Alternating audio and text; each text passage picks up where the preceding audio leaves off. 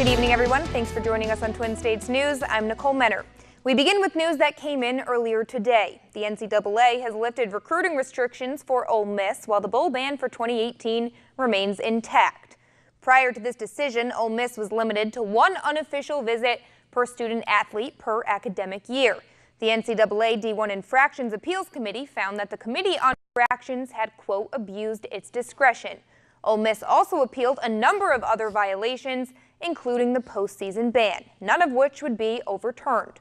Ole Miss will be able to return to postseason play for the 2019 season, and there will be no restrictions on the number of football visitors in the future. So with this news, the Rebels season will officially come to an end November 22nd against Mississippi State. Well, it's safe to officially start counting down the days until the college basketball tip-off. The Bulldogs open the regular season 1 week from tomorrow. For the first time since 2009, MSU was ranked among the preseason top 20 and the USA Today coaches polls. That was also the last season the Bulldogs reached the NCAA tournament. So while expectations are high, Coach Howland knows that everything relies on how his team plays once the season officially begins. I think rankings are always nice going in to the season, but in reality, a week from Friday, they mean absolutely zilch. I think it's good notoriety for the program, and I think it's nice that people have high expectations for this team and this group, but you still have to go out and prove it, and you got to prove it every day in practice. You got to prove it through your preparation and through your work, and as long as we understand that, then I think we're provided we can stay healthy, in store for a fun season. The WNBA Players Association has informed the league that it will opt out of its current collective bargaining agreement. The CBA was signed in March 2014 and ran through the 2021 season.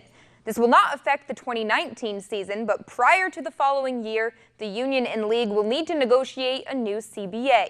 Many of the players currently overseas with their teams and cast their ballots via an online voting process. The players involved took part in conference calls and in-person meetings to come to the best conclusion for the league. Well, never say never. Timberwolves guard Derrick Rose had a career night against the Utah Jazz Wednesday, exploding for 50 points in the T-Wolves' overtime victory. Quite the flashback to his 2010-11 MVP season. The 50 points were his highest points total since he scored 42 against the Indiana Pacers during that MVP year.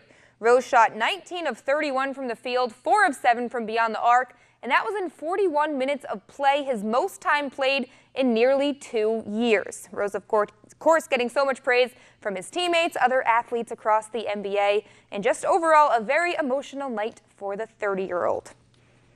Well, once again, Simone Biles proving that she is the best gymnast in the world. Today, she won her record 4th all-around title at the World Gymnastics Championships.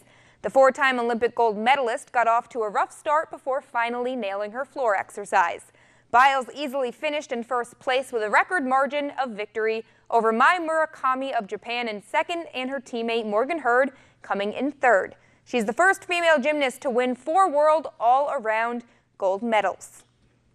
Well, Saints rookie Marcus Davenport had just started to break through as one of the defensive bright spots when he injured his big toe during a sack on Kirk Cousins on Sunday. Reports originally said he's expected to miss about 1 month, but Davenport is holding out hope that he can play this weekend. In the meantime, the Rook filled us in on just how important it is to have a healthy big toe as a defensive end. Really important, without it's kind of hard to push off. Hey, I need to push off, especially to win. I did bike earlier, and it's not even really about testing limitations yet. It's more just, rest and recovery.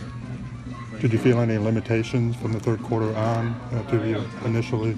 It was more or less I had to play differently. I had to not think about it and just go out there and just try to ball and take as many chances as I could. I'm just mad that, this happened to come at this time, or it just happened to come in general. That's about it. So likely we'll not be seeing him on Sunday. Nope. Who knows how long it will be, but definitely not Sunday. Well, he's going to be missed. That's for the sure. Team, yeah. Saints defense definitely got the boost from him, and they haven't been the best this year. Yeah, so could have used him for sure. All right.